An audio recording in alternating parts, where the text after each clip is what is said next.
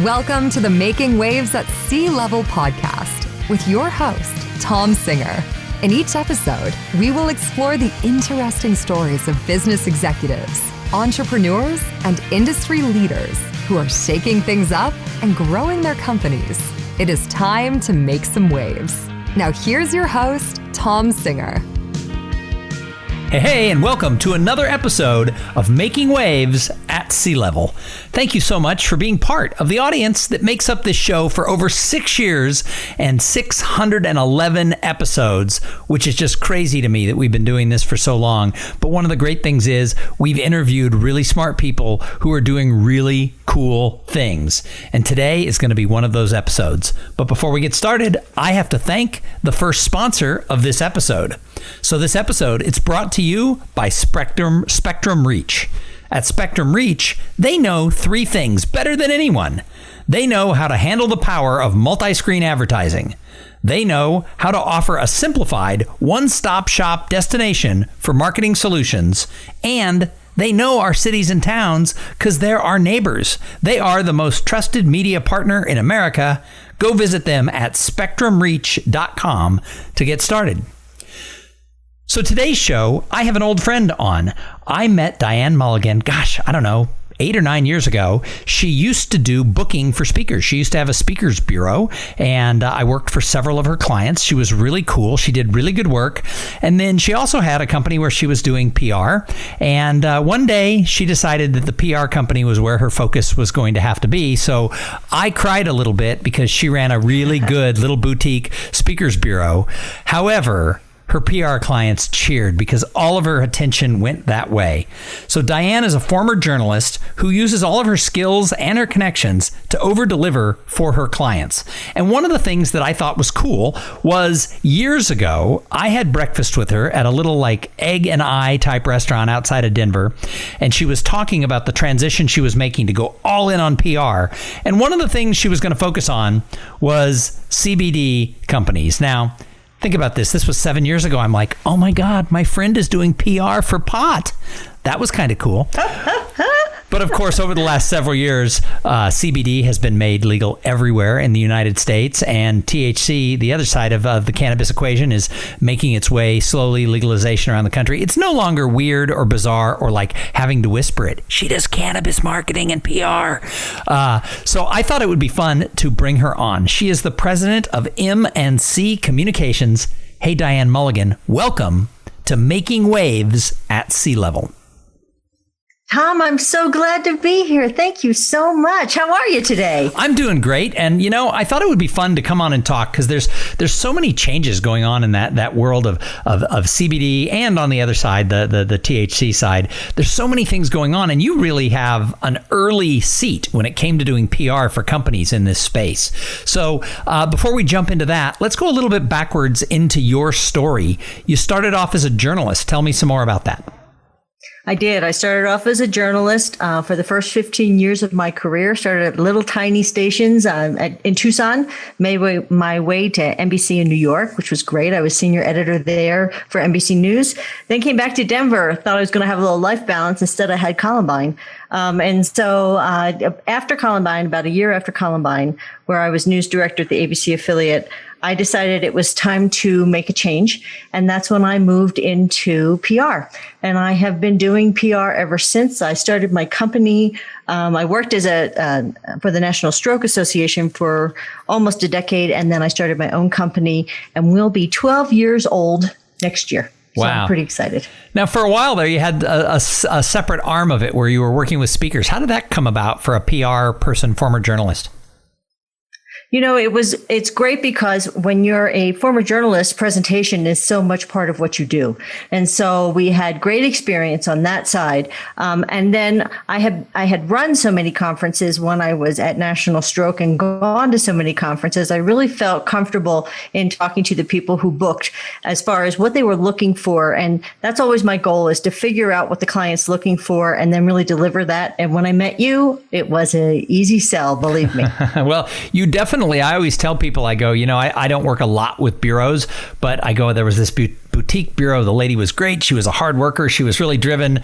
But then the other side of her business is where she put her focus. And I go, I've always been sad that she stopped representing speakers and being a bureau. Well, it's one of those things where when you're building your business, you want to make sure. And remember, we were in the depths of the recession. So what worked one month may not work the next month during that time. So it was important to have different segments of my business to keep that cash flow going. And it worked out very well. But it was interesting. The Speakers business really changed. And I had less and less impact as from a selling standpoint because of the groups that were then making the decisions as opposed to the people that I was talking to directly. So that's why I decided, plus I really do love the PR side. I love telling people stories, especially when we're talking about underdog clients. They're my favorite kind of clients. Well, and that sort of transition, I always remember having breakfast when you were talking to me about that you were going to step out of the Speakers Bureau game and focus on the PR side, and that you were going to have this niche with, cannabis companies. Now, you lived in Colorado. It seemed so risque. It's like, wow, look at that. And this was before anybody knew the difference between CBD and THC. And I was like, wow, Diane's so edgy, former journalist. Look at her. She's kind of, she looks a little buttoned up and all that. Look at her. She's marketing cannabis companies. So granted, you lived in Denver, but what made you focus? I know you do other types of PR for other types of companies too, but what made you have a niche right there as much as 7 years ago?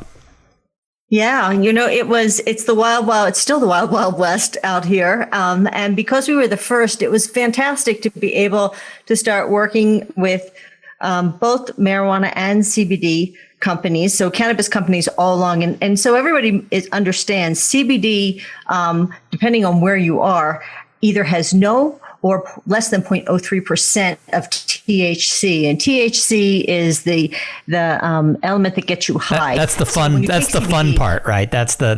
Well, I have to tell you, as I get older, the CBD part makes me very happy. And you can get combinations because you have different effects on your body and so you really have to understand and read the labels and know what you're looking at. But we really have started focusing on the CBD side for the health and wellness benefits that so many people are experiencing. And certainly during COVID, there is a lot of anecdotal information on how it helps reduce anxiety. For me personally, it's when I work out the next day or even right afterwards.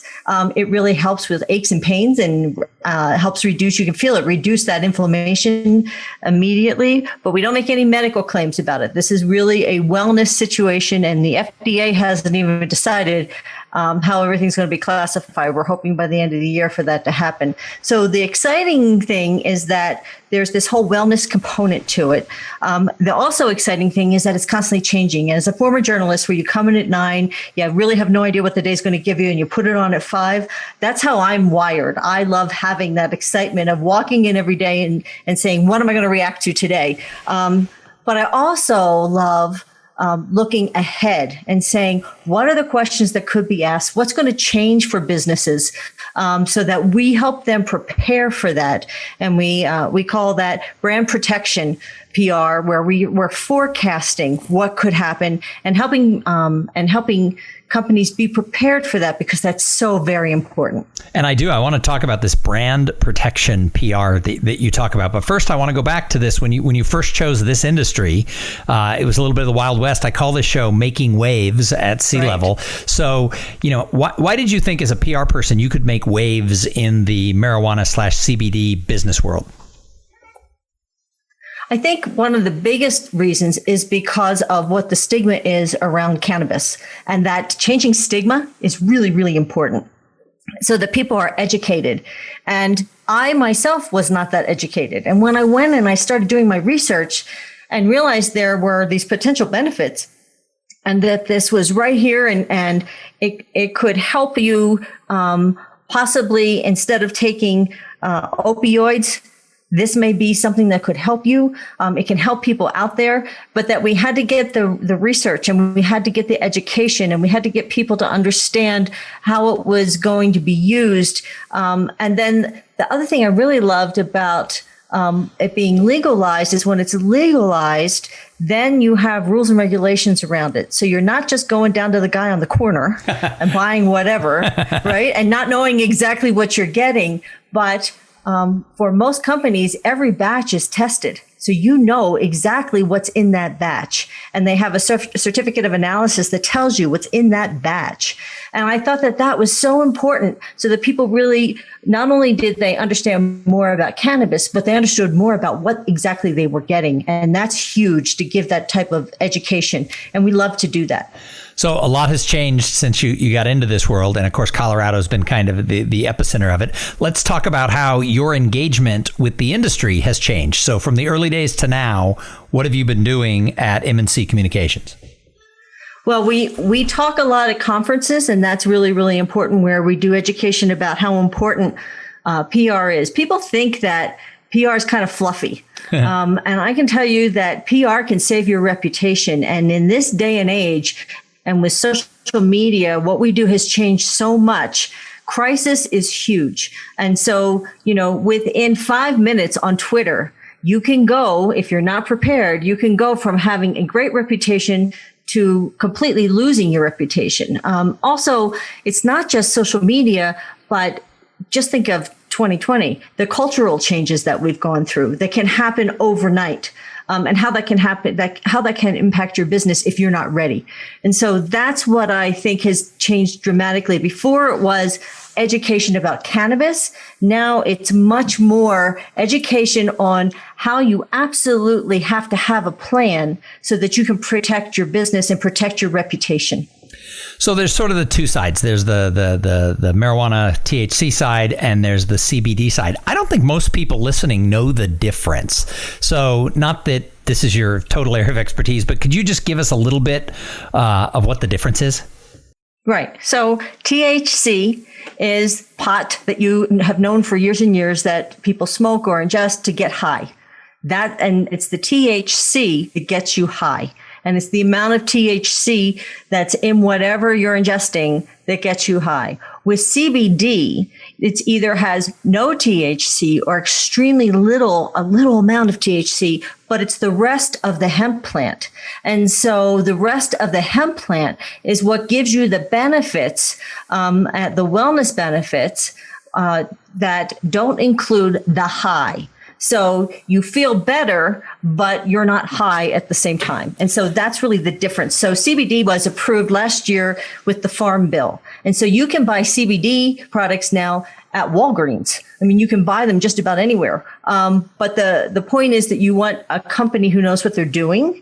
You want a company who is, some of them are actually mixing the two together. So you need to understand what's in what you're buying.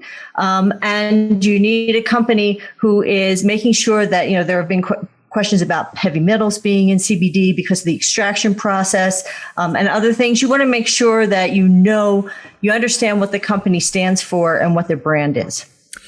So PR for these companies, I would think, is very important because there's a lot of stigma. There's a lot of cultural, history, pro and negative, around, these types of products. So when people come to a company like yours for PR, what's the initial reason they're coming to you? Well, they want to build their brand's name and they want to build their brand credibility. And we call that the trust bucket. And they want to fill their trust bucket up so that when people think that they're going to go buy something, they're going to go buy their product over somebody else's product. And that's one of the things that we do. We're building the reputation and the credibility, and we're kind of building a wall of protection around the company. Whereas when you go to a marketing firm, they're actually selling the product. And that's kind of the difference between PR and marketing, and we work hand in hand. And there's times when it overlaps.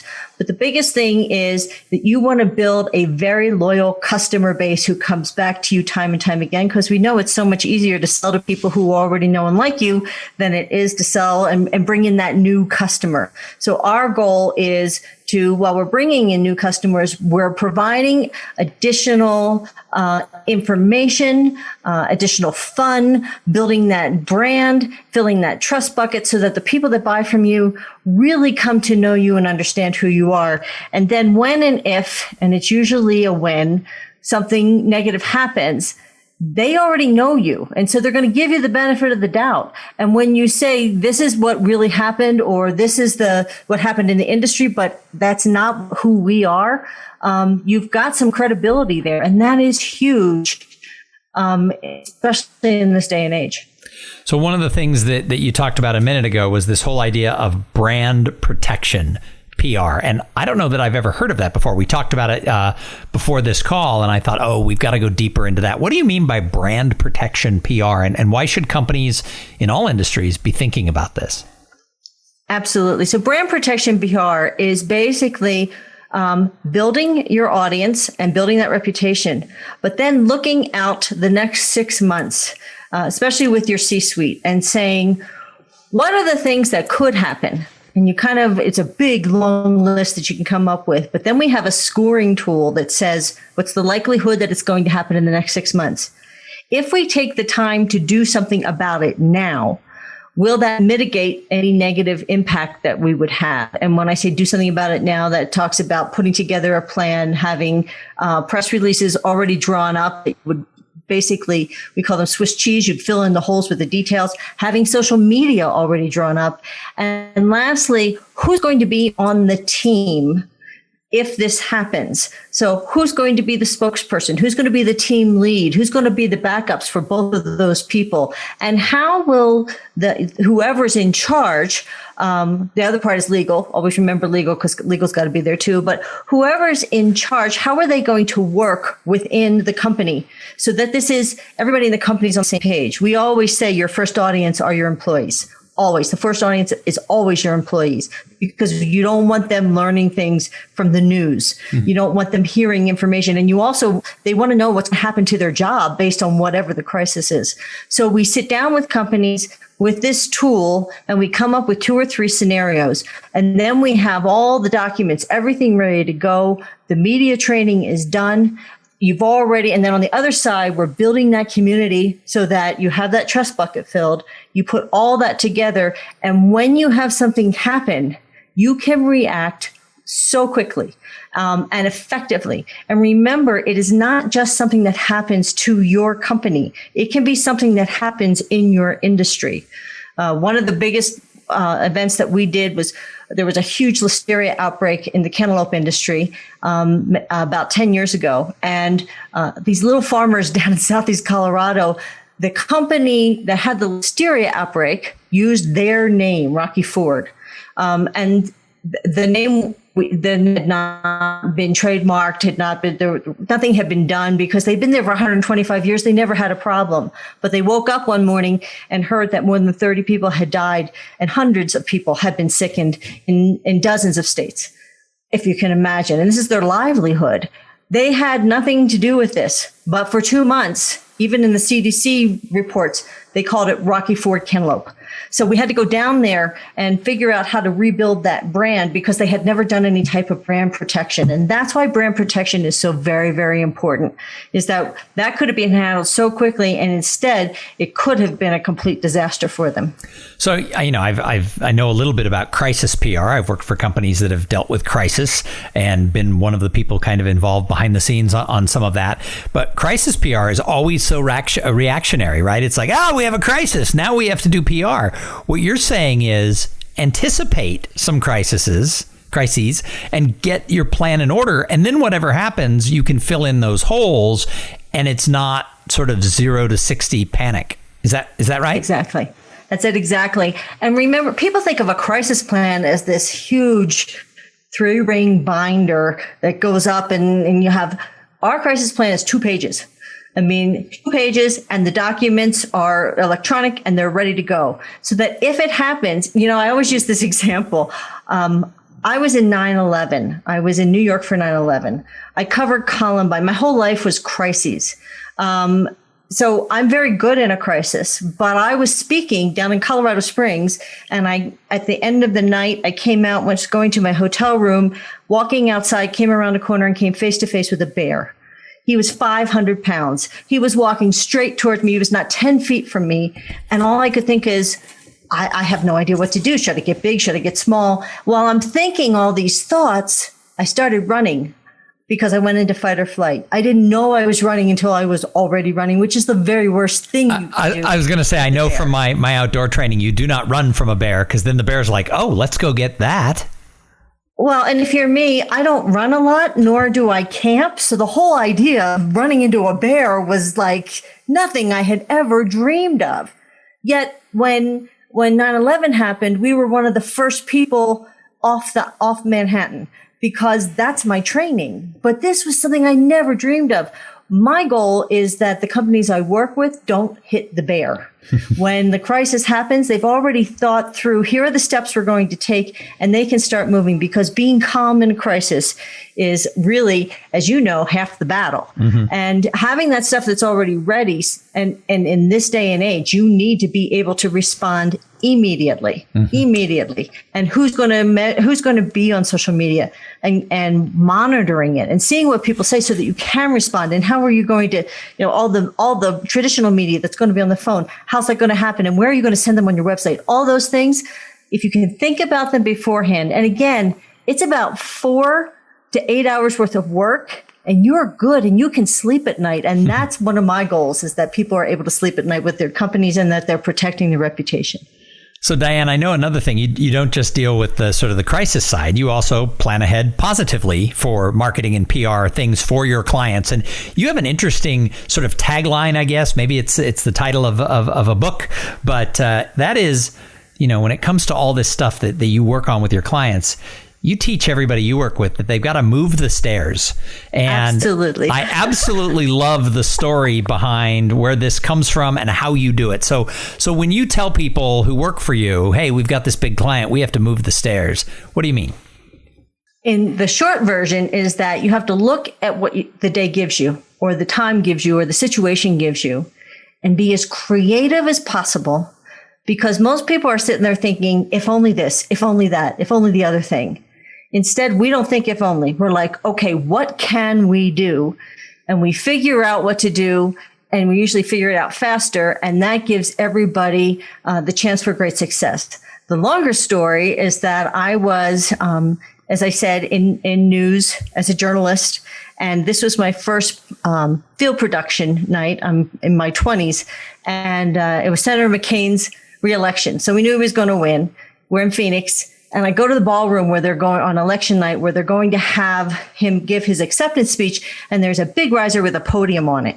And the goal in news is to have the candidate first after they give the acceptance speech. Yeah, you want to be the one who gets the what do they call it? The soundbite out of them as they walk off stage. The first soundbite interview, the excitement, the crowd's going wild, and now you have the guy or the gal. And I walk into this ballroom and I realize that the stairs leading from the podium actually go to my competition, who are set up on the correct side of the ballroom for where he would come down. And I'm on the other side, and I'm not even next to the podium and next to the riser. I'm next to PBS. PBS is closer than I am, which was like a death knell. So I was looking, what the heck can I do? Because let's face it, when it comes to television news, and going back 20, 25 years, PBS wasn't making waves, right? They were not going to be the cutting edge interview. Right? No, this was to get him to. So I look at the riser, and there are these huge stairs attached to the risers, but they had big wheels on the back of them, and there were these bolts. So I went around to the other side of the riser, and I saw that the stairs could have been bolted in on either side. So I just sat there and unbolted the stairs and lifted them up and rolled them around to my side. Before everybody got there, I mean, the other stations were there, but nobody's paying attention to me. In fact, they probably thought, what the heck is she doing? Anyway, I put the stairs on my side. That night, not only did we get him first, but the other stations couldn't even get near him because the crowd surged, and we won the night. And from that time on, my philosophy has been to move the stairs, whether I'm working for my clients, in my personal life, anyone who works for me. they better move the stairs too. And we actually say, this is what we did on a daily basis where we moved the stairs. So we like to move the stairs. Having worked in the meetings business, I'm sure that somewhere there was a hotel ballroom union who was not happy that those stairs were moved by somebody. But very true. It is such a colorful story. I love the fact that, I don't know the call letters that you had, but ABC, CBS are on one side and you're on the other side, and you move the stairs and now you get the main interview. And it's one of those things that so often people would have been on the other side going like, oh, we're not going to get to see the senator. And by taking some action, changing the game just a little bit sets you up to win. So what advice do you have for companies in both the cannabis world and any world? How can they move their stairs? The first thing is to be prepared. When you're prepared, and you have a goal, then you have a plan of action. And that makes such a difference. And that comes from my journalism training. When something happens or when you come in for the day, you plan the day. You know what stories you think you're going to have. Now, the stories could change 10 times before the 5 o'clock news. But the point of the fact is that you have a plan and you start out. So having that plan, it's consistent, it's clear, compassionate, consistent communication. That's so very important. People do want to hear from you. You're not going to bug them. There's ways to do it so you don't bug them. But if they know that you're there and that you care about them, and the compassion part, especially at this point in time in our lives in the country, so very, very important in the tone and tenor of what you're doing. And it has to be about them. And that not only builds your reputation, but can also help on your marketing side, because people will like you. And when they like you, they buy from you. Mm-hmm. When they believe in you, they buy from you. So you have to have both sides. And then you must be prepared to think about what could be coming down the pike. And many times it's something that you didn't think of. But the fact of the matter is that you have the steps in your head, and it makes it never could have imagined 9/11. But when 9/11 happened, I stood up. I started making the appropriate phone calls. I got water. I got food. We got money immediately. Everything happened. And that was my training. And that's what I think we bring to companies, is that we help them think ahead. And while it's scary, people don't like to think about crisis. It's one of the reasons we call it brand protection, because they're like, oh, I don't want to think about that. But the point is that if you're protecting your brand, it's insurance. It's insurance that you would buy for your business. You buy all kinds of insurance, right? This is insuring your reputation and ensuring you know what to do. And that really does help you sleep better at night. And it helps you focus on your company in a whole different way. So, Diane, I have just a couple more questions for you. But first, I have to thank the other sponsor of this episode. So this episode, like all of them, is brought to you by Podfly Productions.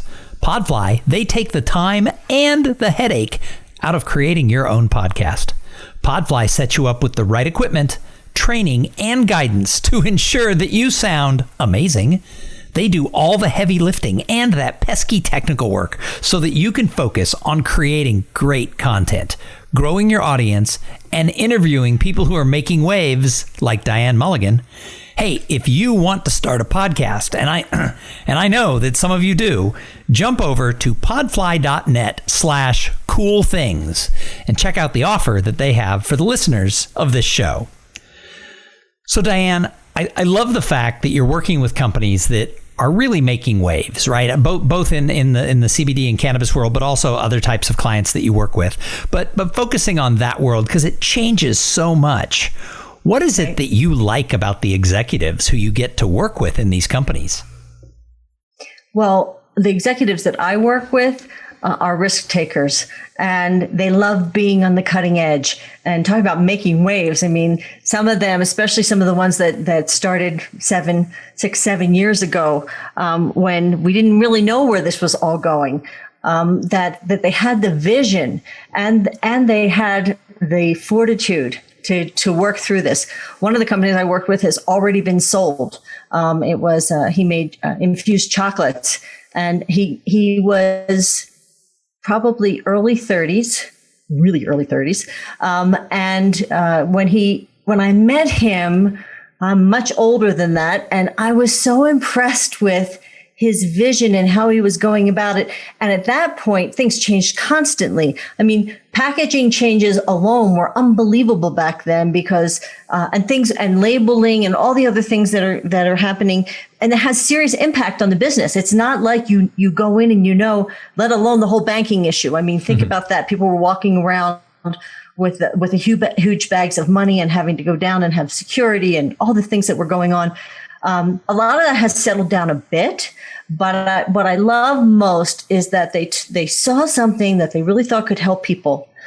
They saw an opportunity to have a great business that would make a profit because we're all in business to make money, and we get that.